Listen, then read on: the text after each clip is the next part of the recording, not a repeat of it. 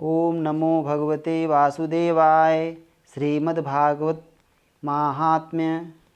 कृष्णं नारायणं वन्दे कृष्णं वन्दे ब्रजप्रियं कृष्णं द्वैपायनं वन्दे कृष्णं वन्दे यथासुतम्। अथ प्रथमो अध्यायः। देवर्षि नारद की भक्ति से भेंट। सच्चिदानंद स्वरूप भगवान श्री कृष्ण को हम नमस्कार करते हैं, जो जगत की उत्पत्ति, स्थिति और विनाश के हेतु तथा आध्यात्मिक, आधिदैविक और आधिभौतिक तीनों प्रकार के तापों का नाश करने वाले हैं। जिस समय श्री सुखदेव जी का यज्ञोपवीत संस्कार भी नहीं हुआ था तथा लौकिक वैदिक कर्मों के अनुष्ठान का अवसर भी नहीं आया था तथा तभी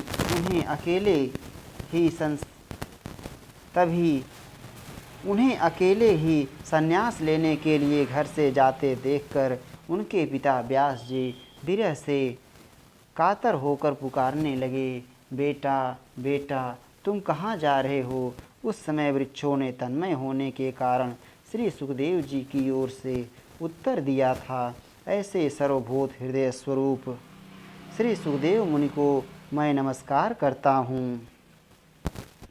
एक बार भागवत कथा अमृत का रसास्वादन करने में कुशल मुनिवर शौनक जी ने नैमिषारण्य क्षेत्र में विराजमान महामदसूत जी को नमस्कार करके उनसे पूछा। शौनक जी बोले, सूत जी, आपका ज्ञान अज्ञानांधकार को नष्ट करने के लिए करोड़ों सूर्यों के समान है। आप हमारे कानों के लिए रसायन अमृत स्वरूप सारगर्भित कथा कहिए। भक्ति, ज्ञान और वैराग्य से प्राप्त होने वाले महान विवेक की वृद्धि किस प्रकार होती है तथा वैष्णव लोग किस तरह इस माया मोह से अपना पीछा छुड़ाते हैं। इस घोर कलिकाल में जीव प्रायः आसुरी स्वभाव के हो गए हैं। विविध क्लेशों से आक्रांत इन जीवों को शुद्ध दैवी शक्ति संपन्न बनाने का सर्वश्रेष्ठ उपाय क्या है। सूत जी, आप हमें कोई ऐसा शाश्वत साधन बताइए जो सबसे अधिक कल्याणकारी तथा पवित्र करने वालों में भी पवित्र हो तथा जो भगवान श्री कृष्ण की प्राप्ति करा दे। चिंतामणि केवल लौकिक सुख दे सकती है और कल्पवृक्ष अधिक से अधिक स्वर्गीय संपत्ति दे सकता है, परंतु गुरुदेव प्रसन्न होकर भगवान का योग दुर्लभ नित्य वैकुंठ धाम दे देते हैं। सूत जी ने कहा, शौनक जी, तुम्हारे हृदय में भगवान का प्रेम है, इसलिए मैं विचार कर तुम्हें संपूर्ण सिद्धांतों का निष्कर्ष सुनाता हूँ, जो जन्म मृत्यु के भय का नाश कर देता है, जो भक्ति के प्रवाह को बढ़ाता है और भगवान श्री कृष्ण की प्रसन्नता का प्रधान कारण है। मैं तुम्हें वह साधन बतलाता हूँ, उसे सावधान होकर सुनो। श्री सुखदेव जी ने कलयुग में जीवों के काल रूपी सर्प के मुख का ग्रास होने के त्रास का आत्यांतिक नाश करने के लिए श्रीमद्भागवत शास्त्र का प्रवचन किया है। मन की शुद्धि के लिए इससे बढ़कर कोई साधन नहीं है। जब मनुष्य के जन्म जन्मांतर का पुण्य उदय होता है, तभी उसे इस भागवत शास्त्र की प्राप्ति होती है। जब सुखदेव जी राजा परीक्षित को यह कथा सुनाने के लिए सभा में विराजमान हुए, तब देवता लोग उनके पास अमृत का कलश लेकर आए। देवता अपना काम बनाने में बड़े कुशल होते हैं, अतः यहाँ भी सब ने सुखदेव मुनि को नमस्कार करके कहा, आप यह अमृत लेकर बदले में हमें कथा अमृत का दान दीजिए। इस प्रकार परस्पर विनिमय अदला बदली हो जाने पर राजा परीक्षित अमृत का पान करें और हम सब श्रीमद्भागवत रूप अमृत का पान करेंगे। इस संसार में कहाँ कांच और कहाँ महामूल्य मणि तथा कहाँ सुधा और कहाँ कथा श्री सुखदेव जी ने यह सोचकर उस समय देवताओं की हंसी उड़ा दी। उन्हें भक्ति शून्य कथा का अनाधिकारी जानकर कथा अमृत का दान नहीं किया। इस प्रकार यह श्रीमद्भागवत की कथा देवताओं को भी दुर्लभ है। पूर्व काल में श्रीमद्भागवत के श्रवण से ही राजा परीक्षित की मुक्ति देखकर ब्रह्मा जी को भी बड़ा आश्चर्य हुआ था। उन्होंने सत्यलोक में तराजू बांधकर सब साधनों को तौला। अन्य सभी साधन तौल में हल्के पड़ गए। अपने महत्व के कारण भागवत ही सबसे भारी रहा। यह देखकर सभी ऋषियों को बड़ा विस्मय हुआ। उन्होंने कलयुग में इस भगवत रूप भागवत शास्त्र को ही पढ़ने सुनने से तत्काल मोक्ष देने वाला निश्चय किया। सप्ताह विधि से श्रवण करने पर यह निश्चय भक्ति प्रदान करता है। पूर्व काल में इसे दयापरायण सनकादि ने देवर्षि नारद को सुनाया था। यद्यपि देवर्षि ने पहले ब्रह्मा जी के मुख से इसे श्रवण कर लिया था, तथापि सप्ताह श्रवण की विधि तो उन्हें सनकादि ने ही बताई थी। शौनक जी ने पूछा, सांसारिक प्रपंच से मुक्त एवं विचरणशील नारद जी का सनकादि के साथ संयोग कहाँ हुआ और विधि विधान के श्रवण में उनकी प्रीति कैसे हुई? सूत जी ने कहा, अब मैं तुम्हें वह भक्तिपूर्ण कथानक सुनाता हूँ जो श्री सुखदेव जी ने मुझे अपना अनन्य शिष्य जानकर एकांत में सुनाया था। एक दिन विशालापुरी में वे चारों निर्मल ऋषि सत्संग के लिए आए। वहाँ उन्होंने नारद जी को देखा। सनकादि ने पूछा, ब्राह्मण, आपका मुख उदास क्यों हो रहा है? आप चिंतातुर कैसे हैं? इतनी जल्दी जल्दी आप कहाँ जा रहे हैं और आपका आगमन कहाँ से हो रहा है? इस समय तो आप उस पुरुष के समान व्याकुल जान पड़ते हैं जिसका सारा धन लुट गया हो। आप जैसे आसक्ति रहित पुरुषों के लिए यह उचित नहीं है। इसका कारण बताइए। नारद जी ने कहा, मैं सर्वोत्तम लोक समझकर पृथ्वी में आया था।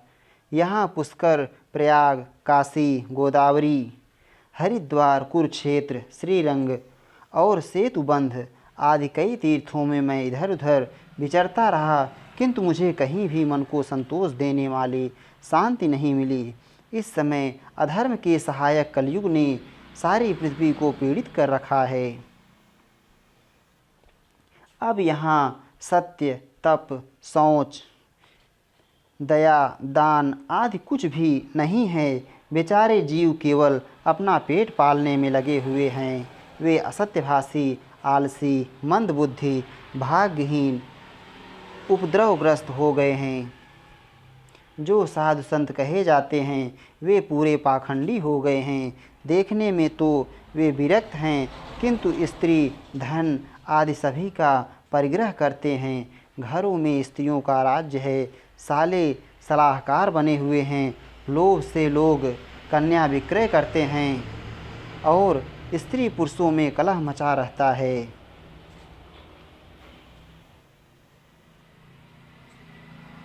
महात्माओं के आश्रम, तीर्थ और नदियों पर यवनों का अधिकार हो गया है। उन दुष्टों ने बहुत से देवालय भी नष्ट कर दिए हैं। इस समय यहाँ ना कोई योगी है, ना सिद्ध है, ना ज्ञानी है, ना सत्कर्म करने वाला ही है। सारे साधन इस समय कलिरूप दावानल से जलकर भस्म हो गए हैं। इस कलयुग में सभी देववासी बाजारों में अन्न बेचने लगे हैं। इस कलयुग में सभी देशवासी बाजारों में अन्न बेचने लगे हैं। ब्राह्मण लोग पैसा लेकर वेद पढ़ाते हैं और स्त्रियां वेश्यावृत्ति से निर्वाह करने लगी हैं। इस तरह कलयुग के दोष देखता और पृथ्वी पर विचरता हुआ मैं यमुना जी के तट पर पहुंचा, जहां भगवान श्री कृष्ण की अनेकों लीलाएं हो चुकी हैं। मुनिवरों, सुनिए, वहाँ मैंने एक बड़ा आश्चर्य देखा। वहाँ एक युवती स्त्री खिन्न मन से बैठी थी। उसके पास दो वृद्ध पुरुष अचेत अवस्था में पड़े जोर जोर से सांस ले रहे थे। वह तरुणी उनकी सेवा करती हुई कभी उन्हें चेत कराने का प्रयत्न करती और कभी उनके आगे रोने लगती थी। वह अपने शरीर के रक्षक परमात्मा को दसों दिशाओं में देख रही थी। उसके चारों ओर सैकड़ों स्त्रियां उसे पंखा झल रही थीं और बार बार समझाती जाती थीं।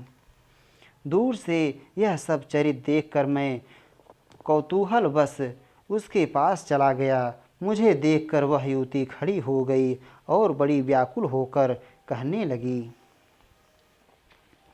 युवती ने कहा, अजी महात्मा जी, क्षण भर ठहर जाइए और मेरी चिंता को भी नष्ट कर दीजिए। आपका दर्शन तो संसार के सभी पापों को सर्वथा नष्ट कर देने वाला है। आपके वचनों से मेरे दुख की भी बहुत कुछ शांति हो जाएगी।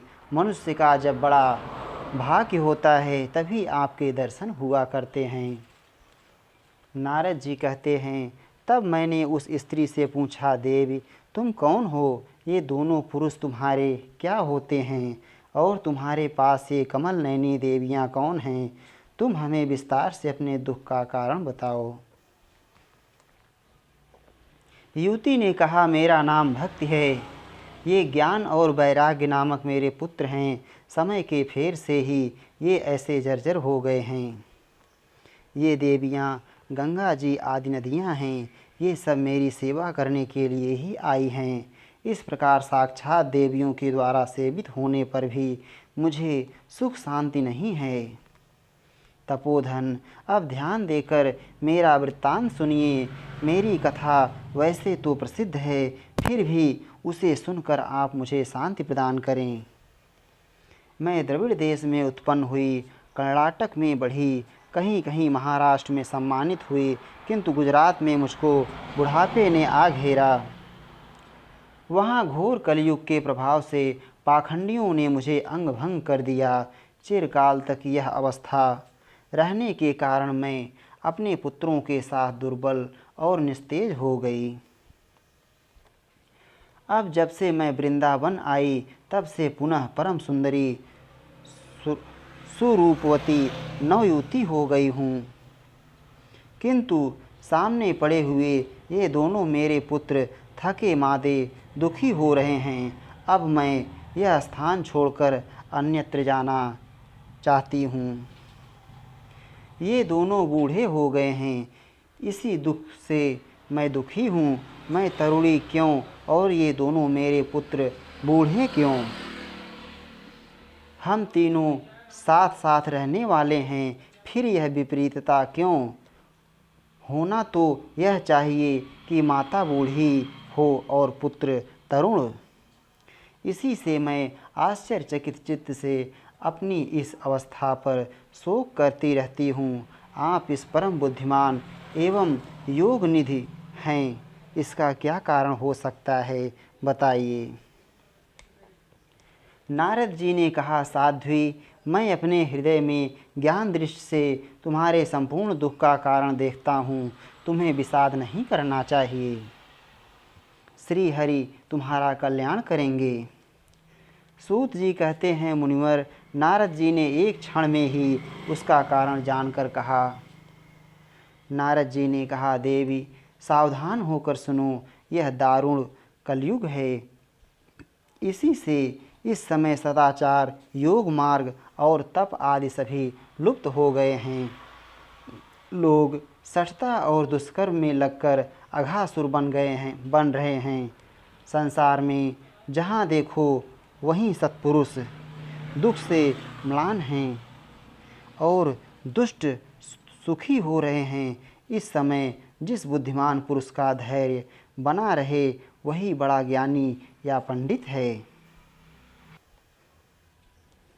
पृथ्वी क्रमशः प्रतिवर्ष शेष जी के लिए भार रूप होती जा रही है।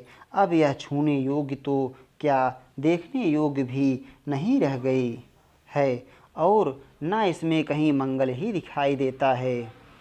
अब किसी को पुत्रों के साथ तुम्हारा दर्शन भी नहीं होगा। नहीं होता। विषयानुराग के कारण अंधे बने हुए जीवों से उपेक्षित होकर तुम जर्जर हो रही थी। वृंदावन के संयोग से तुम फिर नवीन तरुणी हो गई हो। अतः यह वृंदावन धाम धन्य है, जहाँ भक्ति सर्वत्र नृत्य कर रही है। परंतु तुम्हारे इन दोनों पुत्रों का यहाँ कोई ग्राहक नहीं है, इसलिए इनका बुढ़ापा नहीं छूट रहा है। यहाँ इनको कुछ आत्मसुख भगवत स्पर्श जनित आनंद की प्राप्ति होने के कारण ये सोते से जान पड़ते हैं। भक्ति ने कहा, राजा परीक्षित ने इस पापी कलयुग को क्यों रहने दिया? इसके आते ही सब वस्तुओं का सार न जाने कहाँ चला गया। करुणामय श्रीहरि से भी यह अधर्म कैसे देखा जाता है? मुने मेरा यह संदेह दूर कीजिए। आपके वचनों से मुझे बड़ी शांति मिली है। नारद जी ने कहा, बाले, यदि तुमने पूछा है तो प्रेम से सुनो। कल्याणी, मैं तुम्हें सब बताऊंगा और तुम्हारा दुख दूर हो जाएगा। जिस दिन भगवान श्री कृष्ण इस भूलोक को छोड़कर अपने परम धाम को पधारे, उसी दिन से यहाँ संपूर्ण साधनों में बाधा डालने वाला कलयुग आ गया। दिग्विजय के समय राजा परीक्षित की दृष्टि पड़ने पर कलयुग दीन के समान उनकी शरण में आया। भ्रमर के समान सारग्राही राजा ने यह निश्चय किया कि इसका वध मुझे नहीं करना चाहिए, क्योंकि जो फल तपस्या, योग एवं समाधि से भी नहीं मिलता, कलयुग में वही फल श्री हरि कीर्तन से ही भली भांति मिल जाता है। इस प्रकार सारहीन होने पर भी इसे एक ही दृष्टि से सारयुक्त देखकर उन्होंने कलयुग में उत्पन्न होने वाले जीवों के सुख के लिए ही इसे रहने दिया। इस समय लोगों के कुकर्म में प्रवृत्ति होने के कारण सभी वस्तुओं का सार निकल गया है और पृथ्वी के सारे पदार्थ बीजहीन भूसी के समान हो गए हैं। ब्राह्मण केवल अन्न, धन आदि के लोभवश घर घर एवं जन जन को भागवत की कथा सुनाने लगे हैं, इसलिए कथा का सार चला गया है। तीर्थों में नाना प्रकार के अत्यंत घोर कर्म करने वाले नास्तिक और नारकी पुरुष भी रहने लगे हैं, इसलिए तीर्थों का भी प्रभाव जाता रहा। जिनका चित्त निरंतर काम, क्रोध, महान लोभ और तृष्णा से तपता रहता है, वे भी तपस्या का ढोंग करने लगे हैं, इसलिए तप का भी सार निकल गया। मन पर काबू न होने के कारण तथा लोभ, दंभ और पाखंड का आश्रय लेने के कारण एवं शास्त्र का अभ्यास न करने से ध्यान योग का फल मिट गया। पंडितों की यह दशा है कि अपने स्त्रियों के साथ पशु की तरह रमण करते हैं। उनमें संतान पैदा करने की ही कुशलता पाई जाती है। मुक्ति साधन में वे सर्वथा अकुशल हैं। संप्रदायानुसार प्राप्त हुई वैष्णवता भी कहीं देखने में नहीं आती। इस प्रकार जगह जगह सभी वस्तुओं का सार लुप्त हो गया है। यह तो इस युग का स्वभाव ही है, इसमें किसी का दोष नहीं है। इसी से पुंडरीकाक्ष भगवान बहुत समीप रहते हुए भी यह सब सह रहे हैं। सूत जी कहते हैं, शौनक जी, इस प्रकार देवर्षि नारद के वचन सुनकर भक्ति को बड़ा आश्चर्य हुआ। फिर उसने जो कुछ कहा उसे सुनिए। भक्ति ने कहा, देवर्षि, आप धन्य हैं। मेरा बड़ा सौभाग्य था जो आपका समागम हुआ। संसार में साधुओं का दर्शन ही समस्त सिद्धियों का परम कारण है। आपका केवल एक बार का उपदेश धारण करके कयाधु कुमार प्रहलाद ने माया पर विजय प्राप्त कर ली थी। ध्रुव ने भी आपकी कृपा से ही ध्रुव पद प्राप्त किया था। आप सर्वमंगलमय और साक्षात श्री ब्रह्मा जी के पुत्र हैं। मैं आपको नमस्कार करती हूँ। इति श्रीपद्पुराणे उत्तरखंडे श्रीमद्भागवत माहात्म्ये भक्तिनारद समागमो नाम प्रथमो अध्यायः। श्री राधा वल्लभ लाल की जय।